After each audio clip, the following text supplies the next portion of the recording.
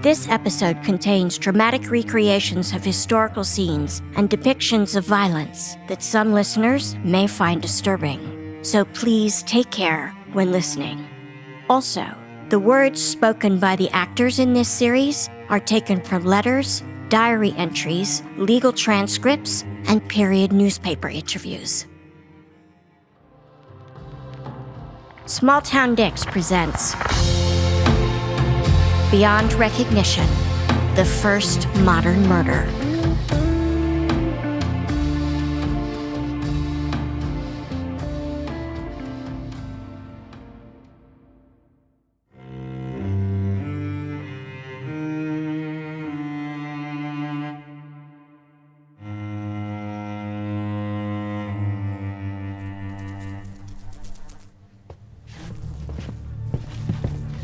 We begin on Monday morning, September 30th, 1935, in the small stone shed used to store coffins in a small cemetery in the small town of Moffatt, Scotland.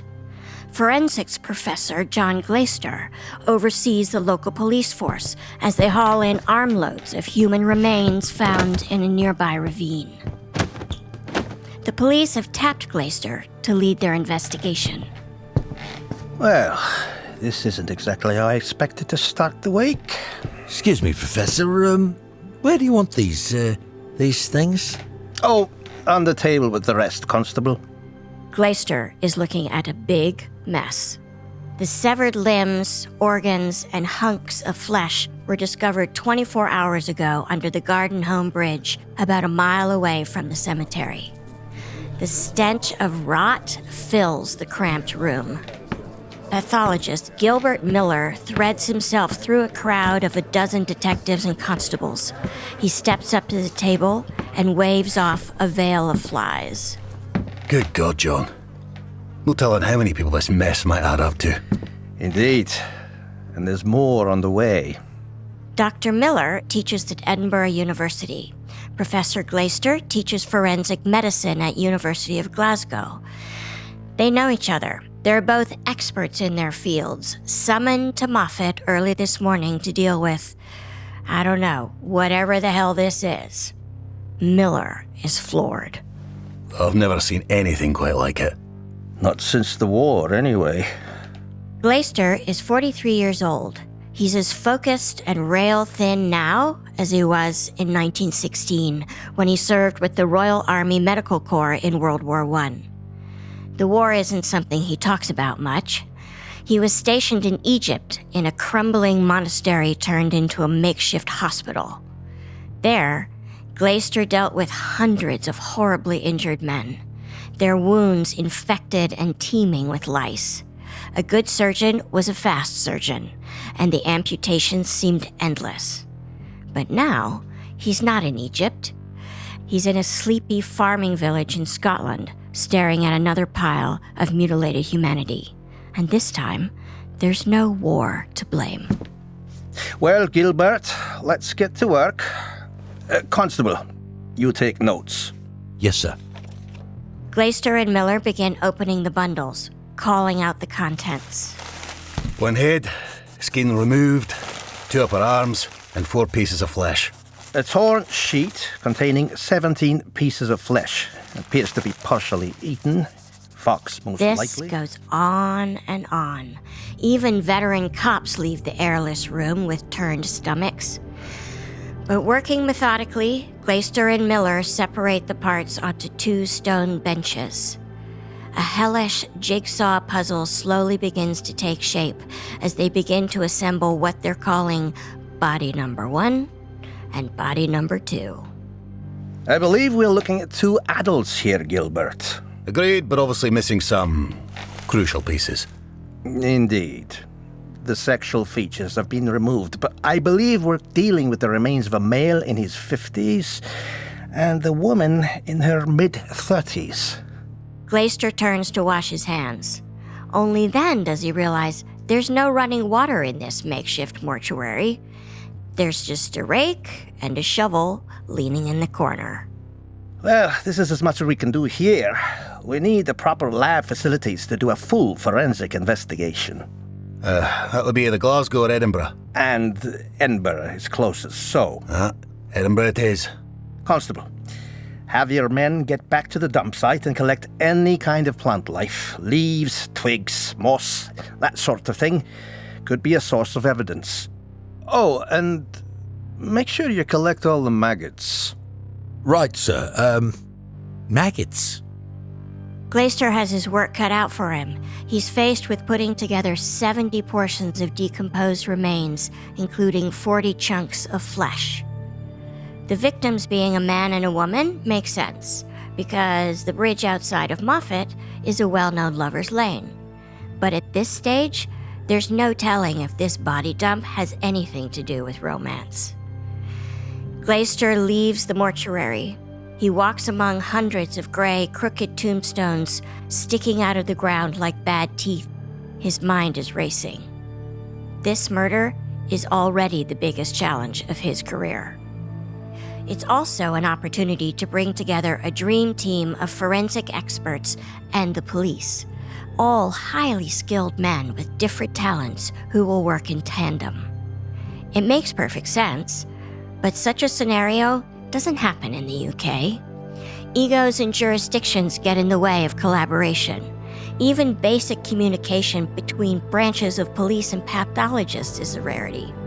But this unified force is a vision Glaister's had for years, just waiting for the right opportunity. And the time is now.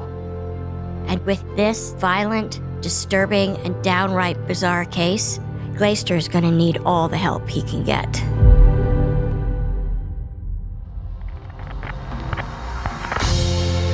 Previously on Beyond Recognition. Susie had looked over the bridge and seen what she thought was a woman's hand. It's not something I've given a great deal of thought to about where to dump bodies. I think to actually go down into that gully where the body parts were, it must have been horrendous for him. It's unimaginable. I'm Yardley Smith. From Audio 99, this is Beyond Recognition, Episode 2, Doctor's Orders.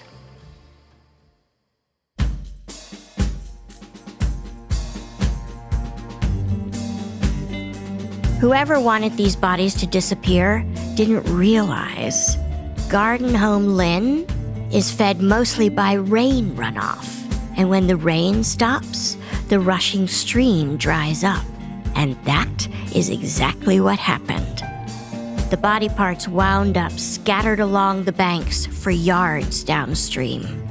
At this stage, the police have no suspects, no motive, no witnesses, and virtually no clues.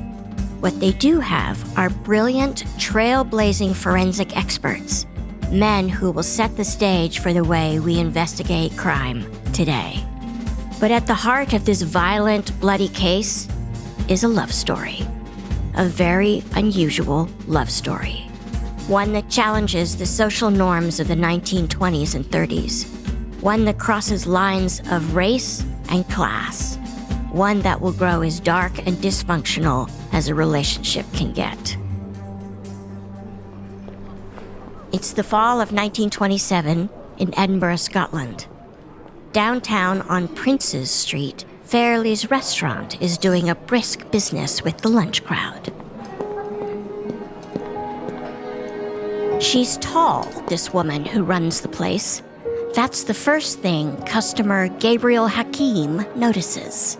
Tall and rangy and graceful as she moves across the busy floor, dodging busboys and commanding waiters like a field general. Hakim is fascinated by her. He eats there almost every day, sitting at a small corner table, poking at his smoked haddock with a fork, watching this assertive woman smile at customers and dominate the staff. Hakim is 28. Funded by his well-off family, he immigrated from his native India to become a doctor in the United Kingdom. And back home, he never saw a woman like this. This is Isabella Kerr. She's 26, born in 1901 in Falkirk, just outside of Edinburgh. Here's retired Edinburgh detective Tom Wood. She's born just a year after the 19th century, but with the ambition and the spirit that she's got, she is very much a late 20th century woman. Because right from the start, she's not prepared to just be an ordinary shop girl or an office girl or just settle down and get married. She wants to make it. She has ambitions to run her own business and to make her own money and to be her own woman. And this sets her apart. She was a head-turner, not because she was a classic beauty, just because her personality stood out. She had charisma and she had buckets of it. I love that. Buckets of charisma. Our man, Gabriel Hakim, is a handsome guy, and there's a magnetic attraction between him and Isabella. Soon, they're dating, and soon they're doing more than that. But this isn't just about sex. Hakim and Isabella are bonded by something much stronger. In Great Britain's rigid class and social structure, these two people are outsiders. Hakim is an immigrant of color from a country long colonized by Britain. Isabella is Scottish, white, and working class. But never mind, they're both determined to reinvent themselves. They want to make money, and they want to work their way up the social ladder.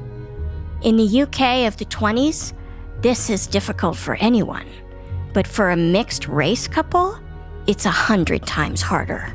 Bella had this fire burning in her, this fire of ambition, and seeing and falling for the young Dr. Hakim, remember, extremely glamorous young man, beautifully dressed, beautifully mannered, and with prospects, a doctor. For Bella, it was a match made in heaven. But it wasn't a cynical relationship. They were very, very deeply attracted to each other. Yeah, there's just one little hiccup. They're both already married. When Gabriel Hakim came to the UK, he abandoned his young wife from an arranged marriage back in Bombay, while Isabella had married a Dutch sailor when she was 19. It was an impulsive move, and by the time she met Gabriel in 1926, Isabella had had no contact with her Dutch husband for 7 years. But as Isabella and Gabriel's passions ignite, there is no way they're gonna let a little thing like long-distance bigamy get in the way. And the fact that at this time, mixed-race relationships are rare in the UK, well, they don't let that bother them either.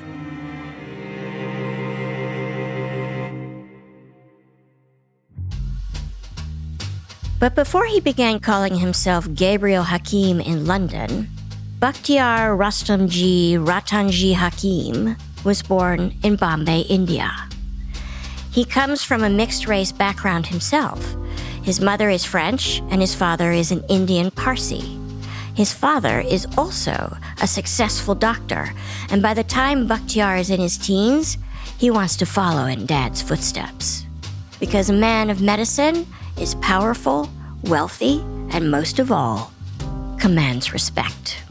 Now, there was great expectations of him within his family, but they all recognised that if you were really going to make it to the top of the medical profession, the place to go was the UK, the motherland, and if you were going to the UK and you wanted to be a surgeon, then the place to go was Edinburgh.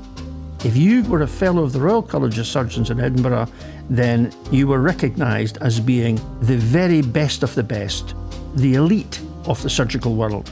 That would be a pretty common trajectory for a son from an elite or wealthy family in India. That's Jordana Balkan. She's a professor at the University of Washington, where she specializes in British, European, and imperial history. And there are a lot of examples. Probably the most famous would be Mahatma Gandhi, who followed that same exact path of coming to Britain to study law or medicine or politics with the idea that they will bring that degree home and kind of contribute to the further development of their nation. But Bakhtiar is no Gandhi, and that is not his plan. Bakhtiar wants to assimilate and succeed in the UK.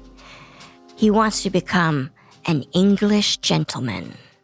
So to launch this new, anglicized version of himself, he chooses the name Gabriel, like the archangel. You know, the mouthpiece of God. Dr. Gabriel Hakim. He likes the sound of it. It's the fall of 1927, and Gabriel is obsessed with 2 full-time commitments. His red-hot, all-consuming love affair with Isabella and his fledgling medical career. It's a lot. He wants somebody, and he wants to be somebody. He gets a job as doctor's assistant in London while Isabella stays in Edinburgh, tied to her restaurant job. They write love letters back and forth, using their pet names for each other. She's Belle, and he's Bommy, a play on his hometown of Bombay. In late November, a letter arrives from Isabella announcing that she's traveling to Holland to get a divorce from the Dutch sailor. She says she only wants to be with Gabriel. So you'd think he would welcome the news. He doesn't. He was so enthralled by her that he was also threatened that he would lose her.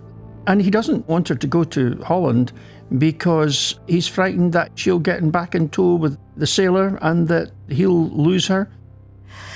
Oh boy, oh boy. Gabriel's fear is based on nothing, by the way, but his nerves are raw. In this state, he dashes off a reply. It's, I don't know, a love letter? Sort of? My ever-beloved, devoted and truthful Belle, listen very, very carefully, and please obey without question. You are a damned fool if you think of setting foot in Holland. I command you not to go. And if you ever think of doing so, you will lose me forever. I shall die of a broken heart. My love forever. Always yours and yours only, Bommy. Isabella is no stranger to Gabriel's volatile emotions, so she doesn't let them stop her. She reads the letter, then she goes right ahead and makes a reservation at the Grand Hotel Central in Rotterdam and books her ticket to Holland.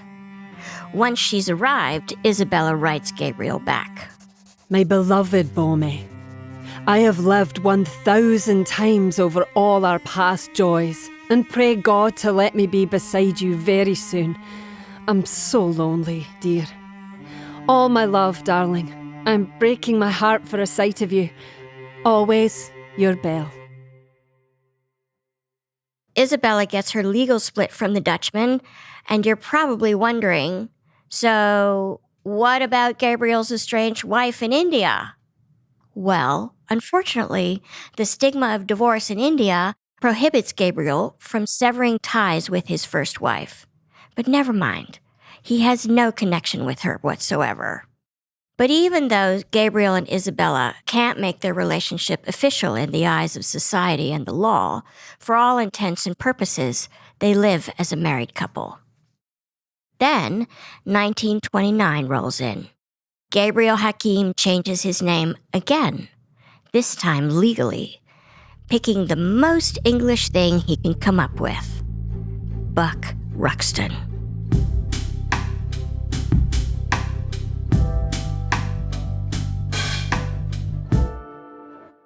In April of 1930, Buck Ruxton and Isabella decide that London's too competitive and too pricey, so they move north to Lancaster. There, Ruxton buys a medical practice at 2 Dalton Square. It is a great address. An elegant 3-story Victorian townhouse with offices on the first floor and living quarters on the second and third. The young couple decorate the place lavishly with ornate East Asian furniture. Ruxton hires a painter to recreate the night sky, complete with twinkling stars on the ceiling of his office. Before the year is out, he and Isabella have a child, Elizabeth. Ruxton's practice takes off. The young doctor is skilled at everything from dentistry to gynecology. He develops a strong reputation for birthing babies. And the fact that he's an Indian immigrant in a predominantly white city doesn't really seem to matter. He won the people of Lancaster over simply by virtue of being a very, very good doctor. And he was welcomed because he was an excellent physician and he was particularly good with children. Even today, the stellar reputation Ruxton made for himself in the early 1930s hasn't diminished in Lancaster. Just ask the locals. My name's Helen Metcalfe. I'm local. I've lived here all my life. I was born and bred here. My connection with Buck Ruxton is that he was my family's doctor.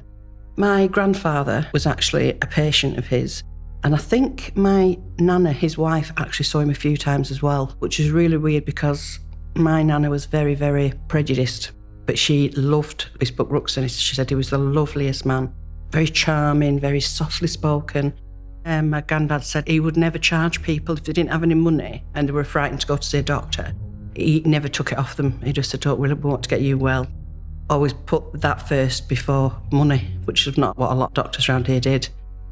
Even though Ruxton is driven by success, it isn't just about the money. He actually cares about his patients. He's respected as a benevolent man and a genuinely empathetic physician. And for Ruxton, that translates into acceptance.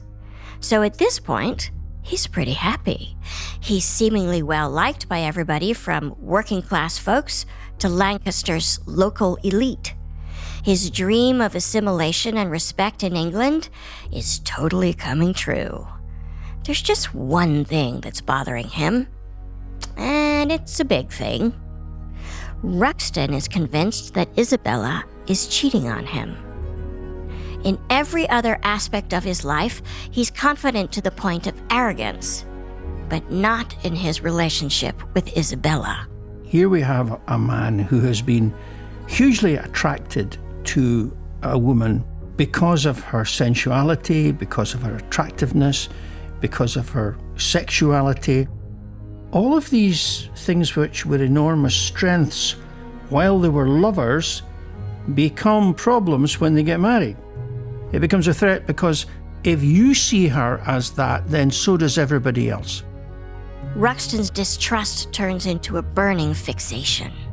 It seems to him like Isabella's always out on the town, partying way into the night, dancing with other men. She's an independent woman in an era when that was not only unusual, but questionable. And as far as Ruxton's concerned, her lively socializing is a humiliating display of disrespect. Things have to change. And what Bella couldn't do was change herself. She couldn't be the housewife that stayed at home. She couldn't be the dowdy hostess who dressed down so as not to threaten her husband. She couldn't be that person because that was her nature.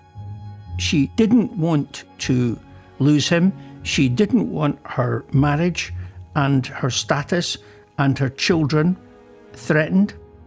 She passionately loved Buck, and so she tried to accommodate the jealousy. She tried to play it along and tried to minimize it.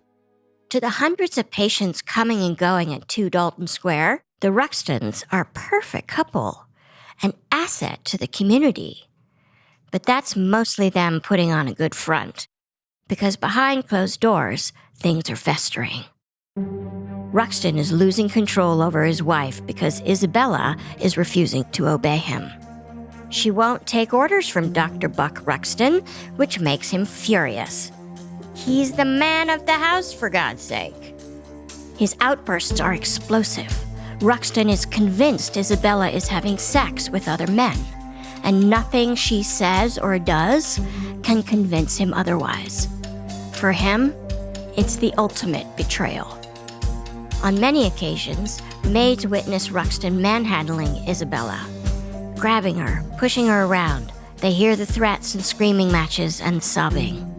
Things start to get more heated between them, and we start to see a familiar pattern in domestic violence where the rows are more frequent with shorter times in between them, and the rows are more violent. And as Ruxton's paranoia and jealousy become more extreme, so the arguments become much more volatile.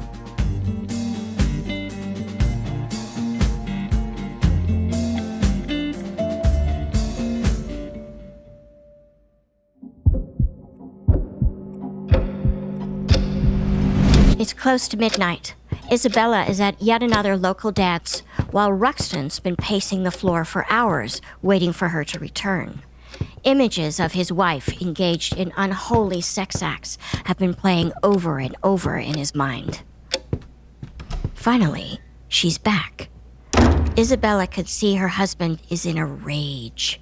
Before he can speak, she steps close and takes his hand, telling him once again how much she loves him.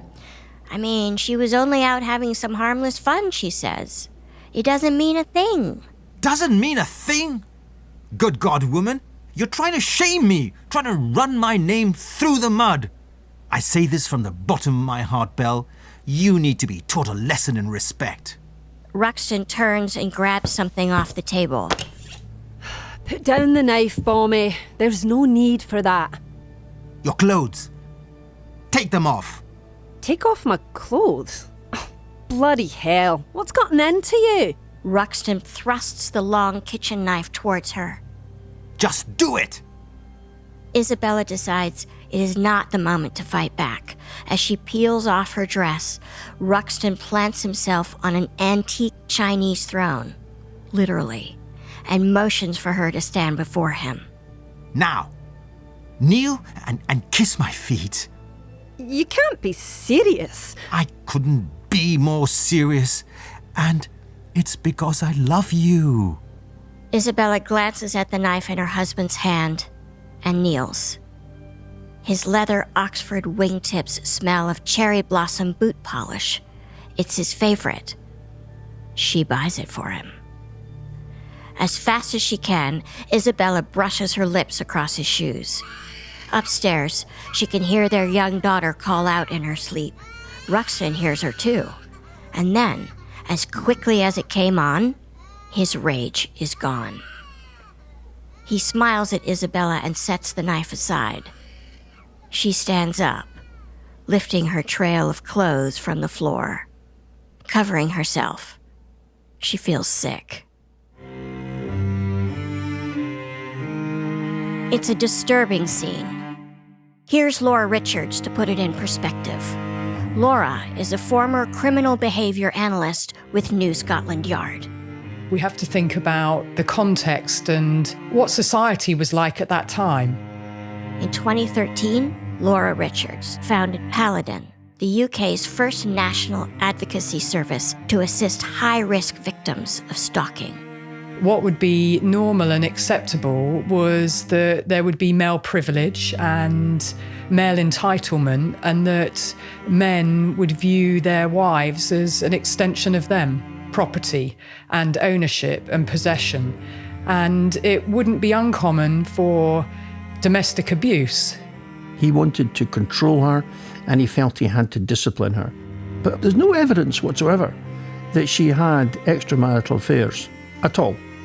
And it's not uncommon for where you have a man who is controlling, who's attracted to a woman who is independent, strong-minded, and wants to make her own decisions, have her own autonomy, have her own agency, and has high self-esteem, that they're attracted to those women for that reason. And then when they're together, they then try and undo them and make them do things that are acts to meet their needs rather than the woman's needs.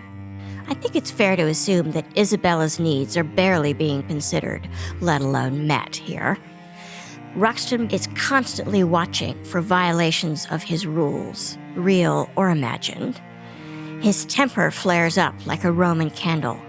Then, when it fizzles out, he begs for forgiveness. There's not much Isabella can do apart from threatening to leave him and take the kids. But she had no means of doing that.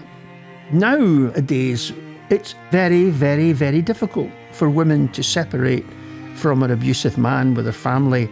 It's very difficult financially to do that. Back in the 1930s, It was impossible to do that.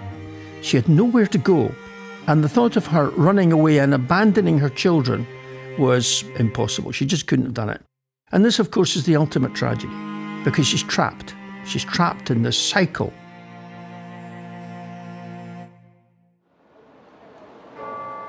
It's now December of 1931. Isabella's pregnant for the third time. In Edinburgh, her older sister Jeanie Nelson gets an urgent telegram from Ruxton. He's begging her to come to Lancaster immediately. He says Isabella has attempted suicide. This news seems unbelievable. But Jeanie gets on the next train. 2 hours later, she's at the front door of 2 Dalton Square. Oh, Jeanie, thank God you've come. Isabella's tried to gas herself. Gas herself? Why on earth would she do that? She's pregnant. I feel like I should tell you that Jeanie's never liked Ruxton. Sure, he's handsome and a successful doctor, so, in many ways, he's a catch. But Jeanie has always felt there was something off about him. So tell me, Buck, did you have anything to do with this situation? I love Jeanie. She takes no prisoners. Ruxton stares at her wide-eyed. Of course not. How could you say that? I'll be honest, Jeanie, she's threatened to do this before. Your sister is trying to ruin me. She's trying to ruin you by gassing herself? That's nonsense. Nonsense. I want to see my sister. Now. Right now. Ruxton follows Jeanie to the second-floor bedroom where Isabella lies in bed, hollow-eyed, pale, and obviously pregnant. Ruxton steps toward her. Now, Belle, tell your sister how you tried to kill yourself. I did not try to kill myself. It was an accident. The gas was left on Don't make a fool of me. Tell the truth! But, Bombay, Ruxton leans toward Isabella and raises his palm. Jeanie watches in disbelief as he slaps Isabella across the face. In the name of God, tell the truth, woman! Please, Jeanie, take me and the children with you back to Edinburgh. Get me away from this dirty pig! Ruxton glares at Jeanie and Isabella. I swear you take her away and I'll cut your throats, the children included. Do you have any idea what you're saying? And then, once again, it happens. It just happens. Ruxton's rage evaporates just like that.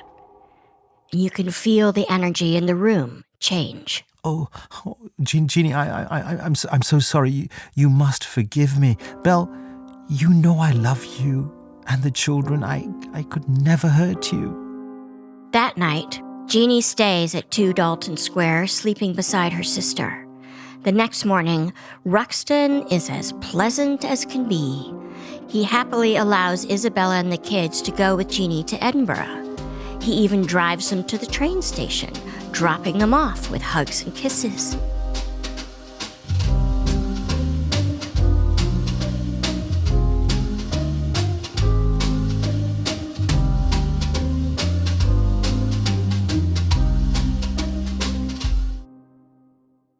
Despite the threats and abuse, a few days later, Isabella returns to Dalton Square, because she always does. Fast forward 4 months to April 1932. In the early hours of the morning, Isabella suffers a fall in her bedroom. She's bleeding heavily. Ruxton calls a fellow physician to help. When Dr. Leonard Mather arrives near dawn, he finds Isabella in bed, lying next to her full-term, stillborn baby boy.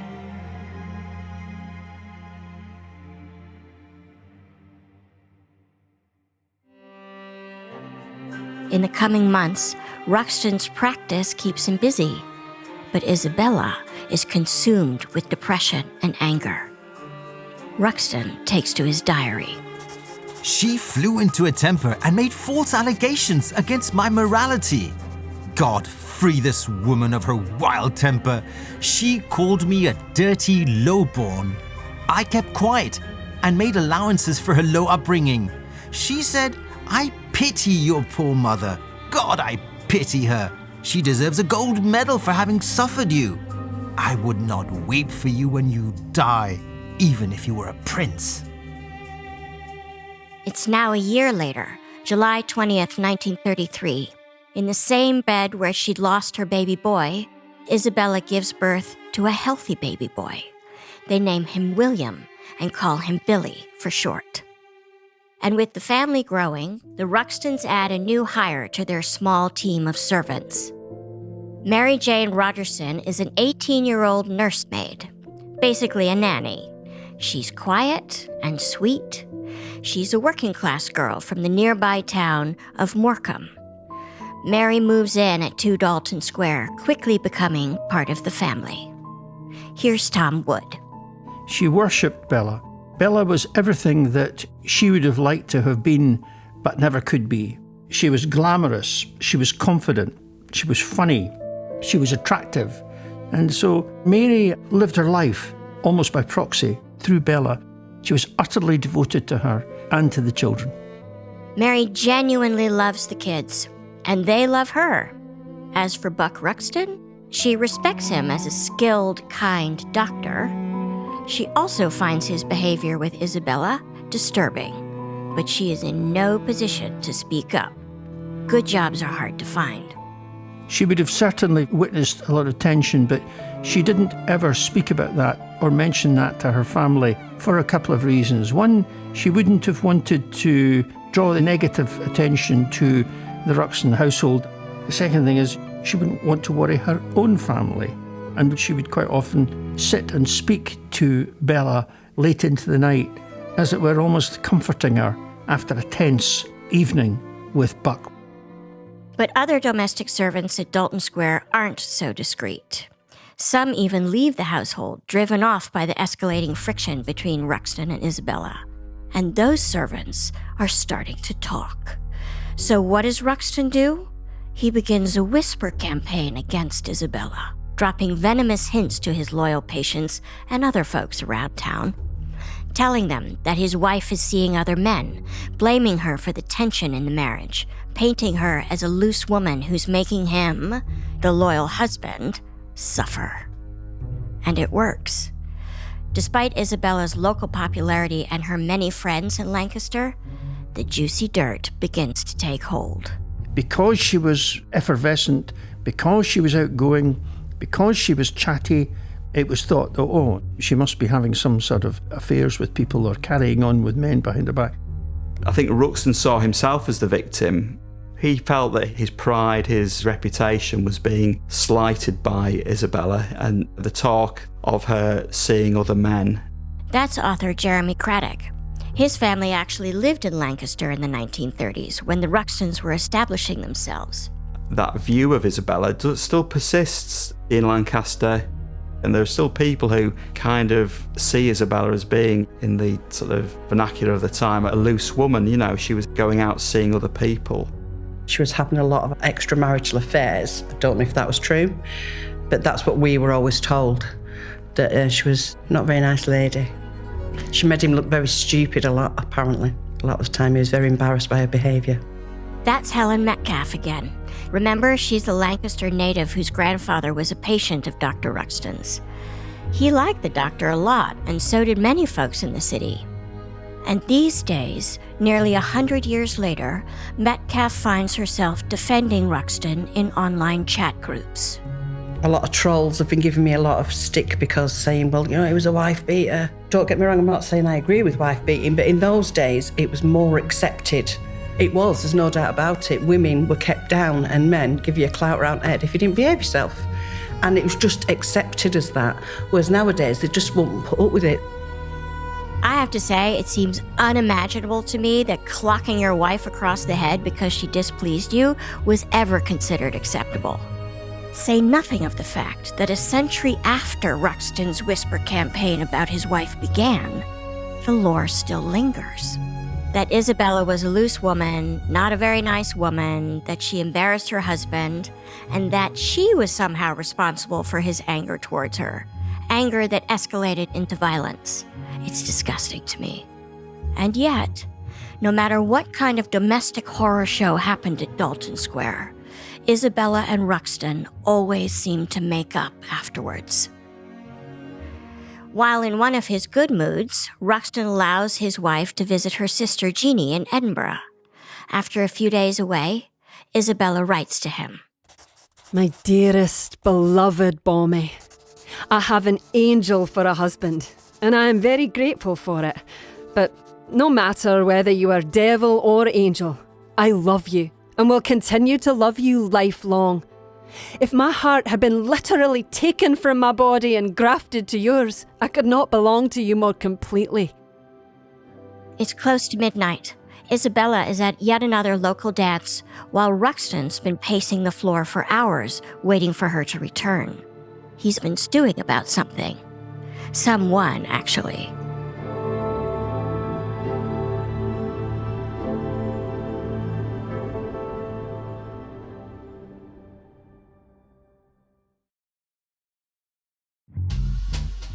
Robert Edmondson is good-looking. He's a sharp dresser. He's friendly, charming, in his early 20s, and single. He's also a rising attorney employed by the city of Lancaster. But nobody calls him Robert. He's Bobby, in the way that any Robert who's friendly, charming, and good-looking is bound to be called Bobby. As the saying goes, women in Lancaster want to be with him, and men want to be him. But not every man. No. Buck Ruxton wants to kill him. The one relationship that Ruxton absolutely fixed upon was their friendship with Bobby Edmondson, who was the young solicitor at Lancaster Town Hall. Author Jeremy Craddock. So Lancaster Town Hall is directly opposite Ruxton's house on Dalton Square, but Ruxton got it into his head that Bobby Edmondson and Isabella were having an affair. After returning from a party one night in early April of 1934, Isabella endures yet another withering interrogation from her husband. He is mad as hell. Don't play me for a fool, Belle. You were with Edmondson. I know it. He grabs Isabella by the throat. But Bombay, She pushes him off and runs from the room. Please. Isabella doesn't understand her husband's anger. She never has. It's almost like he wants her to be cheating on him, just to justify his suspicions and uncontrollable fury. The following day, he unloads in his diary. When she came home, she told me she did not dance a single dance. I made inquiries and found she danced nearly the whole time. When I said I was heartbroken, she said, "I do not care what you are. I'm so disgusted with you." Of course, we don't know exactly what they said to each other, or even who was telling the truth, but Ruxton goes out of his way to paint himself as the victim, as usual. A paranoid victim who made inquiries about the dancing habits of his wife. Isabella is at a crossroads. She's not going to stop doing what she wants to do, dancing, partying, socializing. She's going to be her own person. But at home, she's terrified of her husband, who's getting increasingly paranoid and violent. Then, as a desperate Hail Mary survival move, Isabella does something that's almost unthinkable for a married woman to do in the 1930s. She goes to the cops. Well, it was certainly uncommon back in the day for women to go to the police. That's domestic violence expert Laura Richards. The police would see the woman as an extension of the husband, but they'd still see them as it's the man's rule, and the man is the primary, if you will. So it sounds to me like she was at the end of her tether, that she was going there as a last resort because she really needed an intervention and she wanted them to act and keep her and her children safe. So on a chilly grey morning, Isabella wraps herself in a long, wide-collared coat and sets out, heels clicking across Dalton Square toward the police station. She turns the jackal fur collar, you heard that right, up to hide the bruises on her neck that have been left by the hands of her husband. Isabella meets with Detective William Stanton, a Lancaster Borough Police Force veteran. She tells him she'd like to make a statement of attempted assault by her husband, Dr. Buck Ruxton. Stanton knows who Dr. Ruxton is. not only by his reputation as a good doctor, but his practice is literally across the square from the police station. He offers Isabella a chair. She sits and turns down her coat collar. He leans across the desk to inspect the bruises on her neck. His expression changes. He sends a detective to bring Ruxton into the station. These words are from the day's police records. Mrs. Ruxton came into my office. Afterwards, Mr. Ruxton came in. He waved his arms in the air and commenced to shriek and foam at the mouth. I tried to calm him, and he said, "My wife has been unfaithful. I'll kill her if it continues." I took him into another room, and he said, "My wife is breaking my heart." I tried to pacify him and told him he should give the man a good beating. And in front of the police, Ruxton says that he'll kill his wife if he finds out she's cheating, and they don't batter an eyelid at that. And the fact that they then tell him to give the lover a beating, well, that tells you everything that you need to know. They're not taking Isabella seriously. I mean, hindsight is 20/20, right? But the cop's reaction to this domestic dispute is shocking to me. It's shocking. Anyway, the police send Isabella and her husband home, and that night, Ruxton writes in his diary. Isabella went to the police station and lodged a complaint against me for attempted assault. I told the police all about her affairs with other men, whereupon the inspector said, "Nobody's more sorry for you, doctor, than I am." Detective Thompson said, "I know you are heartbroken, but forgive and forget." Forgive and forget? Also, Ruxton is totally making things up to suit his narrative of events. It's disgusting. How can a woman go to the police with bruises on her neck and they tell her to forgive and forget? No matter what decade we're talking about, it's shocking advice.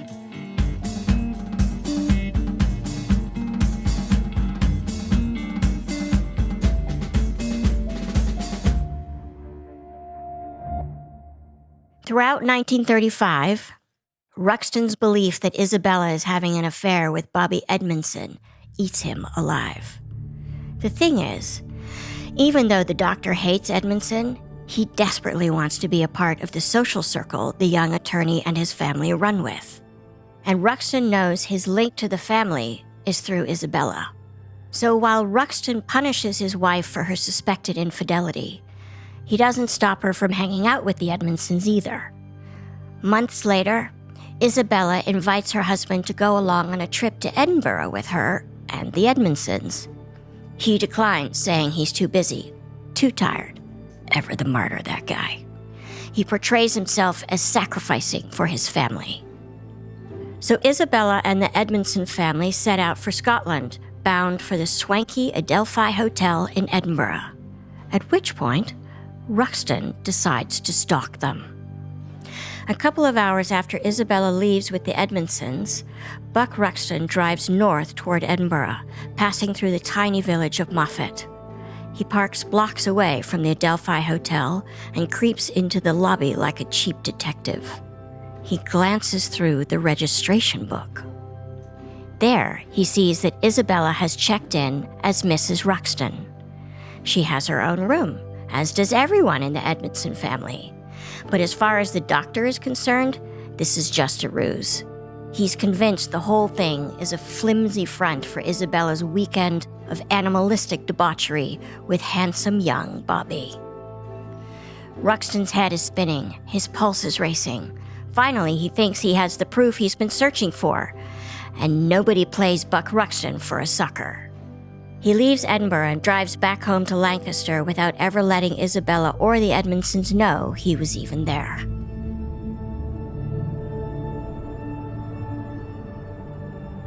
Once Isabella is back home at 2 Dalton Square herself, Ruxton keeps quiet about his conclusions. A few days later, he lets Isabella drive herself to the seaside resort town of Blackpool to meet her sisters. They have a great time. So great that Isabella lingers, starting the 25-mile drive back to Lancaster later than she'd originally promised her husband. Bella would get home midnight, midnight, something like that. And as was her way, if she was late, she would steal into the house very quietly, take off her shoes, open the door, and pad up the stairs. And that's exactly what she does on this night. Her 3 children are fast asleep. Isabella heads for their bedrooms to give each one a goodnight kiss. It's a kiss her children aren't going to get. On the next episode of Beyond Recognition, we'll learn how this unconventional couple and their tumultuous relationship lead detectives to the discovery of the mutilated body parts in the ravine in Moffatt, and how that discovery changed the way we investigate crime scenes today.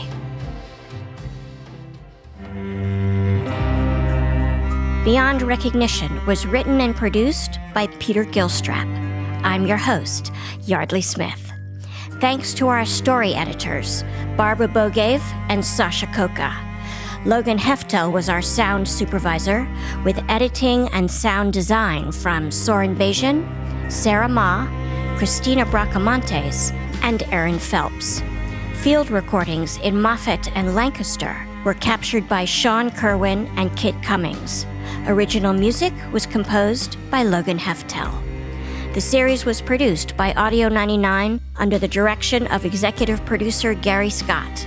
Our social media maven is Monica Scott. Beyond Recognition was inspired by the book Ruxton, The First Modern Murder, written by Tom Wood.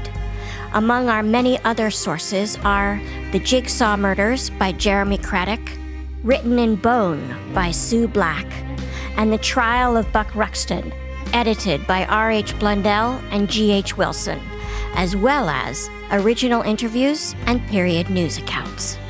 The actors in this episode are Ramesh Matani as Buck Ruxton, Francesca Manzi as Isabella Ruxton, Jason Kennett as Professor Glaister, Charlotte Milchert as Jeannie Nelson, Richard Green as the Constable, Matthew Watterson as Gilbert Miller, and William Stanton.